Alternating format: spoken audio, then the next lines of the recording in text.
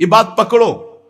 जो साधक ये बात नहीं पकड़ते वो उन्नति को प्राप्त नहीं होते। नियमावली की हो बस फिर मनमानी आचरण शुरू। हमारा नियम तो हो गया ना, गुरुदेव ने कहा हो गया, वो क्या नहीं, ये तो प्रारंभिक लगाने के लिए कहा गया है। साधना का स्वरूप है अनन्य चिंतन, अखंड तैल धारावत निरंतर भजन, सातु दीर्घ काल निरंतर सत्कार सेवितो दृढ़ भूमि। जो बहुत काल तक आदर सहित निरंतर नाम जप करता है, भगवत चिंतन करता है, वो सिद्ध हो जाता है, दृढ़ भूमि। अब उसका स्वतः भजन होने लगता है। भगवान कह रहे मत चित्ता, मेरे में चित्त। और चित्त का क्या स्वभाव है? जहां हम स्वीकृति करते हैं उसी का चिंतन करता है। जैसे हमने स्वीकृति कर लिया कि मैं पुरुष हूं, अब स्वाभाविक चिंतन बन रहा है, मुझे देखना है, मुझे खाना है, मुझे भोगना है, मुझे करना है, मैं।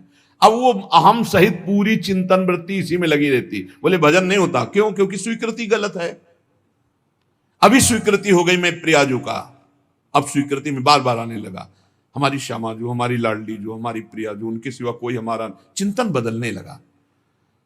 अरे निर्लज्ज, तुझे लाज नहीं आती अपने इस दुर्लभ कृपा पात्र देह को विषयों में नष्ट करने से? अरे छिन छिन नाम उच्चार, राधा राधा राधा राधा, सब काम बन जाएगा, सब बाधाएं नष्ट हो जाएंगी।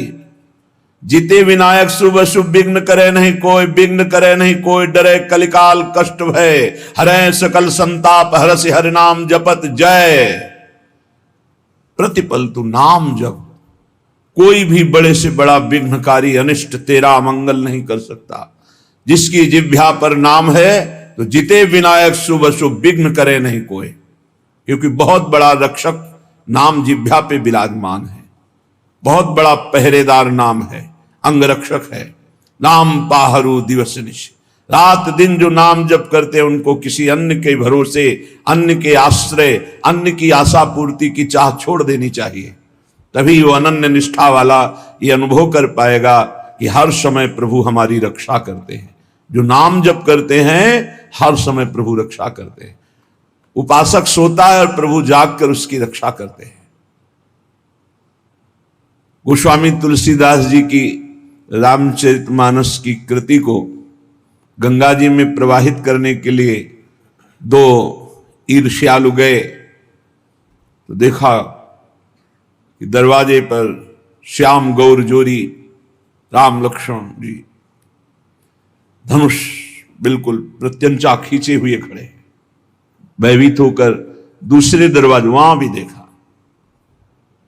भक्त चैन से सोता है और भगवान जागकर उसकी रक्षा करते हैं। विश्वास करे, बस आश्रय भरोसा दृढ़ करके छिन छिन नाम जप करे। नाम जप अगर जीवन में नहीं है तो जीवन व्यर्थ का जीवन है। छल कपट करके रुपया कमा लो, तुम्हारे किसी काम रुपया नहीं आएगा। खाओगे तो रोटी दाल ही, रुपया तो खाओगे नहीं। और भगवान चराचर को भोजन दे रहे हैं, कोई ऐसा नहीं कि भूखा हो। जो 2 रोटी में तृप्त हो जाता है उससे 2 रोटी देते हैं, जिसे 2 कुंतल चाहिए उसे 2 कुंतल का आहार देते हैं। भगवान सबको आहार देते हैं। अगर तुम मनुष्य शरीर धारण करके केवल आहार और भोग और रुपया पैसा मान प्रतिष्ठा में जीवन नष्ट कर दिया तो क्या दुर्लभता रही इस मनुष्य जीवन की। 84 लाख योनियां, ये निद्रा भय आहार मैथुन सबके है। फिर कहा गया बड़े भाग मानुष तन पावा, सुर दुर्लभ सदग्रंथन गावा, साधन धाम मोक्ष कर द्वारा, पाए न जे परलोक सम्हारा। बड़ा दुर्लभ, देव दुर्लभ मनुष्य शरीर है सबका, सबका। जितने मानव देह धारण किए बड़ा देव दुर्लभ, क्योंकि इससे आप जितनी ऊंचाई पर चढ़ना चाहें चढ़ सकते हैं, जितना नीचे गिरना चाहें गिर सकते हैं। लेकिन अन्य योनियों में कर्म के परिणाम रूप उच्च नीच गतियां होती हैं। वो नवीन कर्म नहीं कर सकते, आप नवीन कर्म कर सकते हैं। आप साधना करके मोक्ष प्राप्त कर सकते हैं, भगवान में तन्मय होकर भगवत स्वरूप हो सकते हैं, योग की दिव्य सिद्धियां प्राप्त कर सकते हैं। स्वर्ग ब्रह्म लोक जहां जाना चाहो, कैलाश साकेत वैकुंठ सब सब प्राप्त कर सकते हैं आप मानव देह में, पर भूल गए। हम वही भोगने में लग गए जो अन्य योनियों में स्वाभाविक मिलता है, अमर्यादित मैथुन पशु पक्षियों में। उसके लिए जीवन नष्ट कर देना, भोजन उसके लिए, बस इतना ही तुम्हारा लक्ष्य है, रसेंद्री और जनेंद्री का भोग मिल जाए। रुपया तो केवल भोग मिलता है इसलिए है, उसका कोई महत्व नहीं। वो महत्व है कि उसको हम भोग प्राप्त करने के लिए प्रयोग करते हैं, बस इसलिए रुपये में महत्व है। खास बात है रसेंद्री और जनेंद्री, इन दो के भोग। ये बड़ा गंदा शरीर है, बड़ा गंदा शरीर है। क्या इसमें देव दुर्लभ कहा गया है, पर देवताओं में ऐसा नहीं होता। निकल जाए तो सौरभ से वातावरण युक्त हो जाएगा, और आपके शरीर के हर जगह से दुर्गंध आती है, क्योंकि मलमूत्र बनाता है। विनमूत्र श्लेष्म पूषादिक भरितमिदम, इसमें क्या भरा हुआ है? मलमूत्र श्लेष्मा, गंदी चीजें। ऊपर से चमड़ी चिपकी हुई है, उससे आकर्षण होता है। अत्यंता अशुचि, बड़ा अपवित्र है। चाहे जहां स्नान कर लो, चाहे जिस तीर्थ में, एक रेशम के थैले में विष्ठा और मूत्र भर लो थैली में, और ऊपर से उसे कहीं भी डुबाओ, तो ये रहस्य जानने वाला कि इस थैले में क्या भरा है, वो कभी उसे छूना नहीं चाहेगा। चाहे जिस पवित्र स्थान में उसको गोते लगा के लाओ, यही लगेगा यह पवित्र है। इसलिए श्रीपाद करें अत्यंता अशुचि बीभत्स घृणास्पद और अपवित्र। क्यों? यही मलाशय मूत्राश्रय है, ऊपर से चमड़ी केवल है। हम नहा लिए तो बोले हम पवित्र हो गए, वो है अंदर। पवित्र तो हो गए जब भगवान का चिंतन होगा। अगर भगवान का चिंतन नहीं तो आप कहीं भी अपवित्र नहीं हो सकते। बाह्य और भीतर पवित्रता भगवान की स्मृति से है। अपवित्र पवित्रो वा सर्वावस्थांगतोपि वह यह स्मरेत पुंडरीकाक्षम सवायाभ्यंतर शुचि। वो बाह्य और अभ्यंतर से परम पवित्र हो जाता है जो भगवान का स्मरण करता है। खास स्नान पवित्रता है भगवान का स्मरण।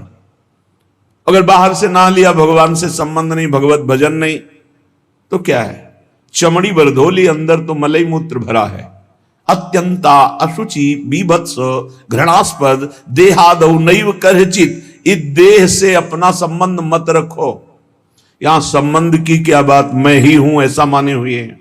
इतना जोर का संबंध है कि ये हम भूल गए कि हमारी देह है। हम ये मान लिए कि मैं ही देह हूं। देख लो आप कैसे, तो आप बोलेंगे गोरे काले स्वस्थ अस्वस्थ, तो देह का ही परिचय तो बता रहे हैं। मैं को देह में मिला दिया। मेरा तो चलो थोड़ा दूरी करके वर्णन हुआ, लेकिन मैं ही शरीर हूं, बस यही भावना। कितना घोर अज्ञान अंधकार छा गया। कह रहे देहादौ नैव करचित। इस देह में मैंपन भूल करके भी मत करो, नहीं तो नष्ट हो जाओगे। क्या नष्ट हो जाओगे? बोले सर्वात्मार्थोरुविघ्नम कलय यदि मनोयोषिताम भावनिघ्नम। तुम्हारा परम मंगल होने के लिए मानव देह मिला, और तुमने अपने को देह मान लिया, स्त्री मान लिया, पुरुष मान लिया। भोगों के लिए मन ललचाएगा, क्योंकि देह भाव में भोग है। भगवत भाव और ब्रह्म भाव, दास भाव, सख्य भाव, कांता भाव, इनमें कहीं काम नहीं है। ये जो सिद्ध भाव है इनमें काम नहीं। देह भाव में ही सारी कामनाएं विकार हैं। अगर तुम इस अपवित्र देह में मैं को मिला दिया, तो इसका परिणाम होगा बार बार जन्म, बार बार मरण, अशांति, चिंता, शोक, दुख, ये सब प्राप्त होगा। सर्वात्मार्थोर्विघ्नम, ये परम आनंद में भारी विघ्न है शरीर। कब? जब मैं को शरीर में मिला दिया। अगर मैं को अलग करके देख रहे हो जो है, और शरीर को अलग करके देख रहे हो, तो आप इस पर शासन कर लोगे। नहीं, ये गलत आचरण है, नहीं होने दूंगा। और मैं जब शरीर बन जाओगे, तो आपको सुख बुद्धि होने के कारण ये ज्ञान होने पर भी कि ये गलत है, आप नहीं रोक पाएंगे। सर्वात्मार्थोर्विघ्नम, केवल विघ्न ही विघ्न होगा, भारी दोष। शरीर राग से इतने दोष पैदा होते हैं कि जितने ग्रंथ और पंथ हैं सब इसी के हटाने के लिए है, शरीर राग मात्र के लिए। शरीर राग से अन्य राग सब हैं। एक दो भाई, खेती का बंटवारा हो रहा है, कुछ हाथ खेती बड़े भाई वाले खेत में ज्यादा है, लड़ाई शुरू हुई, छोटे भाई ने मार डंडो बड़े भाई को मार डाला, छोटा भाई जेल गया, खेती वैसे ही पड़ी है। माया का नाटक तो देखो, एक का दिव्य मानव देह जो भगवत प्राप्ति कर सकता था वो मारा गया, एक का जेल प्राप्त हो रही, दोनों अज्ञान की दशा में जीवन को नष्ट कर दिए। एक कथा, पूरा संसार इन्हीं वासनाओं के खेल में, सर्वात्मार्थोर विघ्नम, जहां मैं को शरीर में मिला दिया गया, इतनी कामनाएं प्रकट हो गई, वासनाएं प्रकट हो गई, इतना अहंकार प्रकट हो गया कि विघ्न ही विघ्न, पूरा जीवन अशांति। अध्यात्म के बिना स्वप्न में भी कोई शांति प्राप्त नहीं कर सकता। चाहे जितना रुपया कमा लो, चाहे जितने अरबों की संपत्ति एकत्रित कर लो, तुम अशांत रहोगे, तुम चिंता युक्त रहोगे, तुम दुख युक्त रहोगे, तुम मृत्यु से भयभीत रहोगे और बार बार तुम्हें जन्मना मरना पड़ेगा। अध्यात्म के बिना कुछ भी प्राप्त हो जाए। ऐसे ऐसे राजा हुए जिन्होंने विश्व के माने हुए वैद्यों को पास रखा, विश्व की औषधियां रखी, बड़ी बड़ी व्यवस्थाएं रखी कि एक जरा सी छींक हो कि हजारों प्रकार की औषधि, वो भी मर गए। मृत्यु ने उनको भी मिटिया मेट कर दिया। क्या व्यवस्था करोगे? ऐसे ऐसे भोग विलासी चक्रवर्ती सम्राट, ऐसा ऐसा कहां सब खत्म। भूल मत करो, मैं को शरीर में मत मिलाओ। ये जो मिल गया है इसी को हटाना है। जड़ चेतन ग्रंथि पड़ गई, यद्यपि मृषा छूटति कठिनाई। निघ्न दुष्टेन्द्रियाणि प्रसभ मुदय भांज युद्यतामर्षदंडई। तुम अपनी इंद्रियों को दुलार करके उनके प्रसन्न करने के लिए उनको छूट दे देते हो, जाओ भोगो, वही तुम्हारे को बंधन प्राप्त कराती है। यद्यपि मृषा छूटति कठिनाई, जलन पैदा की। ऐसा क्यों किया? कभी नहीं करूंगा, फिर वही अज्ञान, बार बार नहीं करूंगा और बार बार वही करते। फिर भगवान दंड विधान कर देते हैं। एक दो बार तुमसे गलती हुई, क्षमा याचना की, या बहुत गलतियां हो गई, सत्संग सुना, बुद्धि पवित्र हो रही, अब लो नशानी अब ना नशइयो, तो भगवान कृपालु है, वो कह रहे अहम त्वाम सर्व पापेभ्यो मोक्षयिष्यामि मा शुचः। मैं तुम्हें पवित्र कर दूंगा, सारे पाप नष्ट कर दूंगा, अब तो होश में चलो। नहीं, निघ्न दुष्टेन्द्रियाणि, ये दुष्ट इंद्रियां बार बार जीव को घसीट करके भोगों में डाल देती। तो क्या करें?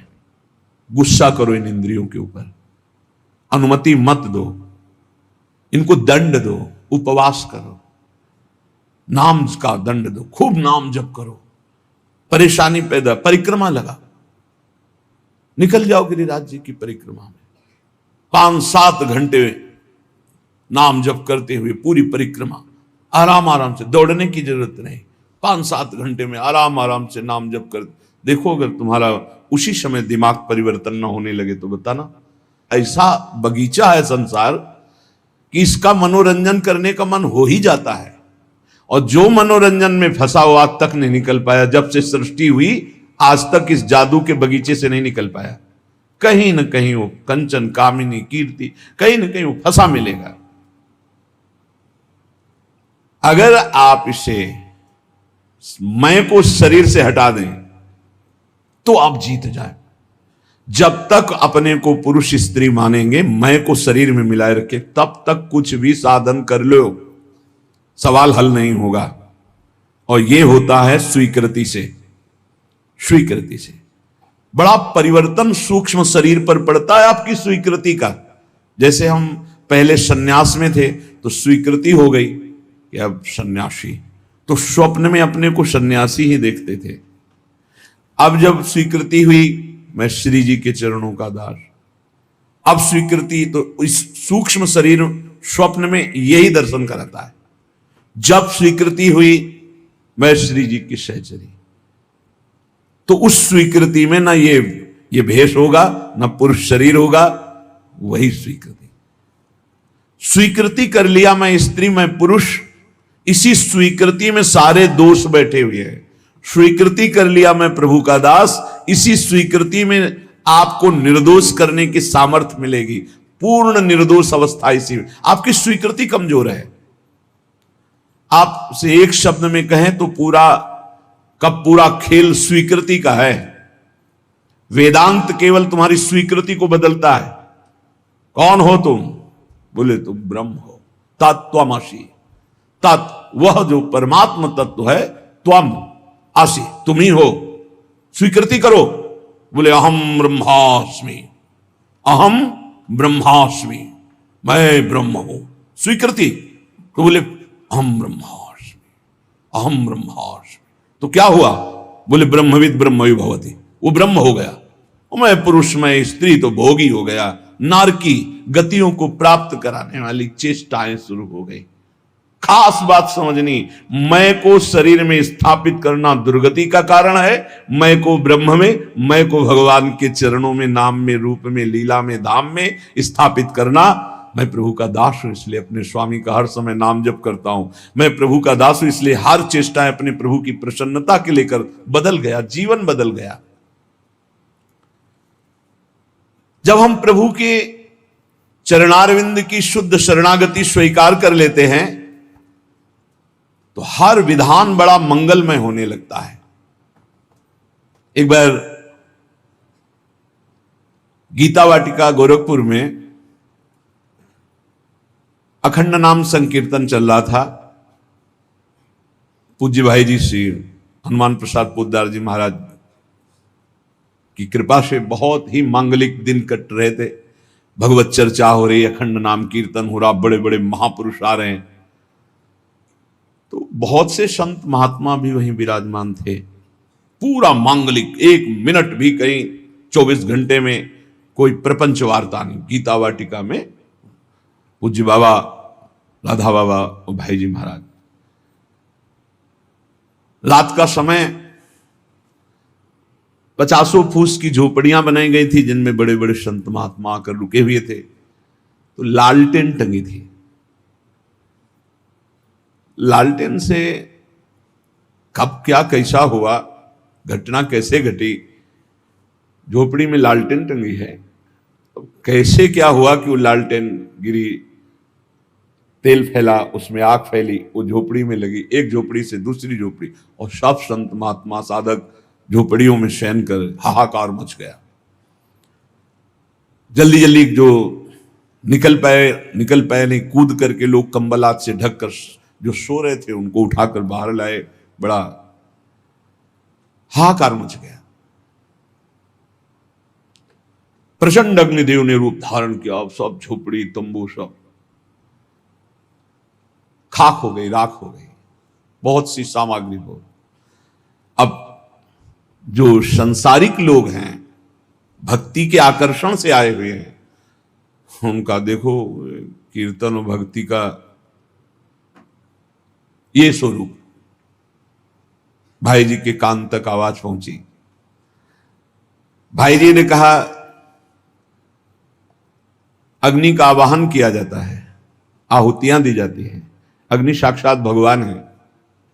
हमने तो आवाहन भी नहीं किया, मेरे भगवान इस रूप में आकर के आहुति भी नहीं दी, अपने आप आकर भोग स्वीकार कर लिया। भक्ति की दृष्टि क्या है? मेरे भगवान पधारे हैं। भाई जी ने कहा कि कल जो आग लगी, तुम लोगों को आग दिखाई दे रही, मेरे को मेरे भगवान दिखाई दे रहे हैं। मुझे स्पष्ट दिखाई दे रहा, मेरे कीर्तन, मेरे भगवत चर्चा करने से भगवान अग्नि रूप धारण करके आनंद उल्लास से युक्त होकर के ये भोग स्वीकार किया। मुझे इस घटना में भगवान की कृपा दिखाई दे रही कि भगवान ने किसी का एक रोम भी नहीं झुलसाया, नहीं तो बहुतों के शरीर पूरे हो सकते थे, एक भी व्यक्ति नहीं मरा। और ये मेरी ही बात नहीं है, जो भगवान का शरणागत है उसको ऐसा ही अनुभव होता है कि भगवान की बड़ी कृपा हुई। नामदेव जी महाराज की कुटिया में आग लग गई, पूरा घर जल रहा था, लोग दौड़े, कुछ कंबल कुछ वस्त्र आदि जो वस्तुएं निकाल पाए, बकाया सब जल गया था। नामदेव जी कीर्तन में मगन थे, कहीं एकांत में जब आए तो लोगों ने कहा बड़ी मुश्किल से ये वस्तुएं बचा पाए, और तो सब जल। तो उनका अरे भगवान आए मेरे घर और हमें तो स्वागत करना चाहिए आपने, और वस्तुएं निकाल, वो सब वस्तुएं उठा के आए। वो जो आग शांत जैसी हो रही थी, फिर धुआं उठा, फिर आग लगी, फिर वो भी जल गई। गांव के लोगों ने कहा क्या इनका दिमाग, और नाच रहे मेरे भगवान अग्नि रूप में आए, सब भगवान की वस्तु भगवान ने स्वीकार कर ली, आह कितनी कृपा। सर्दी का समय था, आधी रात के बाद उसी राख में लेटे भगवान ने स्वयं गरुण जी के द्वारा मंगाए हुई दिव्य दिव्य लताएं औषधियों से ऐसा सुगंधित, पूरा वातावरण सुगंधित। लोग सुबह आए, देखे नामदेव जी की सुंदर कुटिया बनी हुई और सौरभ से वो भगवान स्वयं। और भगवान ने अपना ऊपरी वस्त्र से नामदेव जी को उड़ा दिया था, उससे जान गए थे कि सब भगवान का किया हुआ है। दोनों में राजी हैं, आग रूप में आए, भस्म कर दिया, जय हो आप आकर के ऐसा निर्माण, जय हो आपकी, जोई जोई प्यारो करे सोई। लोगों ने कहा महाराज रातों रात इतना सुंदर तरण का महल बन गया एकदम, और इतनी सुगंधित, इतना आकर्षण, हम भी बनवाना चाहते हैं। बोले हाँ हमारा कारीगर बड़ा महंगा है। कितना रुपया लेगा? बोले जितना है सब जला दो, उसके बाद वो आएगा। अपने घर फूंक तमाशा देखे तब हमारा कारीगर आता है, एक भी नहीं बचना चाहिए आसक्ति और राग का विषय। भाई जी महाराज बोले जो उपासक सर्वतोभावेन भगवान को समर्पित है, चाहे वो भक्त हो या ज्ञानी हो, वो हर घटना में निश्चल और भगवत कृपा को देखता रहता है, वो वास्तविक भगवत कृपा होती है। बहुत बहुत बहुत उत्तम। भगवान के विधान को आप समझना शुरू कर देना तो हर चेष्टा भगवान आपको ऊपर उठाने के लिए करते हैं। जो भगवान को समर्पित हो जाता है, एक सिद्ध महात्मा बंगाली महात्मा थे, उन्होंने कहा जे करे आमारास तार तार करी सर्वनाश। जो हमसे प्यार करेगा, देख लो, जे करे हमारा आस तारे करी सर्वनाश। क्या सर्वनाश? विघ्नों का सर्वनाश, विकारों का सर्वनाश, दुख का सर्वनाश, चिंता का सर्वनाश, जन्म मृत्यु का सर्वनाश। लोग डर जाते हैं। भगवान की भक्ति अविनाशी सुख देती है। जब तक भगवान नहीं मिलते तब तक ये खेल चलाते रहेंगे भगवान, जहां हो वहां से हटाते रहेंगे। पक्की बात है, जहां भी लगोगे वहीं से आगे बढ़ाते रहेंगे। हमारे लोगों का स्वभाव एक चिपकू स्वभाव, जिस विषय में चिपके बस उसी को जीवन भर लेके बैठे रहे, जिस बात को, जिस घर, जिस मकान, जिस शरीर, उसी में जितना कर लिया वो उतना ही, आगे नहीं। सच्चिदानंद तक पहुंचने के लिए भगवान कह रहे जे करे हमारा तार करे सर्वनाश। जहां चिपकोगे वहीं दिया सिलाई लगा दी, आगे बढ़ो आगे बढ़ो, और ऐसी जगह पहुंचा दिया जहां दो बचे ही नहीं। प्रेम गलियत साकरी तामे दो, दो नहीं है, दो नहीं, पक्का दो नहीं भाई, एक ही एक है, एक ही एको हम, एको ब्रह्म द्वितीयो नास। पक्का समझो, द्वितीयो नास्ति। ये जो दो दिखाई दे रहा है, द्वैत दिखाई दे रहा है, इसी का सर्वनाश करते हैं भगवान। इसी का नाश करते हैं, द्वैत का नाश करते हैं, अनेकत्व का नाश करते हैं, विकारों का नाश करते हैं। इसीलिए सर्व शब्द है। जो नहीं समझता इस बात को, वो उस प्राकृतिक बातों में ले जाता है। जब तक ये शरीर मेरा है तब तक भगवत साक्षात्कार नहीं होगा।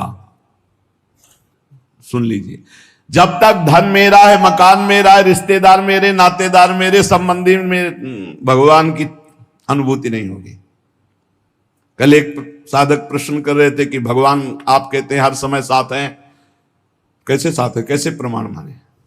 उनसे यही था, जब तक शरीर को आप अपना मैं माने हुए, शरीर संबंधियों के रिश्ते नाते को सत्य माने हुए है, भोगों को सत्य माने हुए, तो आप सच्चिदानंद को कैसे देख सकते हैं? क्योंकि त्रिगुणात्मिका माया को देखने वाले नेत्र सच्चिदानंद को नहीं देख सकते। नहीं, हर समय है, कोई क्षण ऐसा नहीं जिस समय हमारे साथ प्रिय प्रीतम ना हो।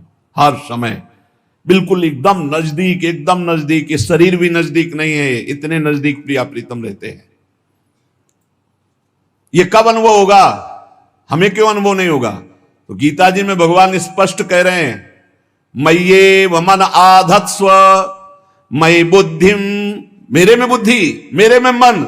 भगवान कह रहे हमारा मन कहां लगा हुआ है? शरीर में, भोगों में। बुद्धि कहां है? संसार में। मय्ये वमन आधत्स्व मयि बुद्धिम निवेशय, तो निवसस्यसि मय्येव अत ऊर्ध्वं न संशया, बिल्कुल संशय नहीं, तो मेरे में ही निवास करेगा, मेरे में ही निवास करेगा।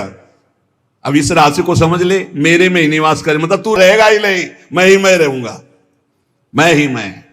श्री कृष्ण ही ब्रह्म नहीं, माया नहीं, नहीं जीव नहीं काल, अपनी उस दिना रही एक रहो नंदलाल।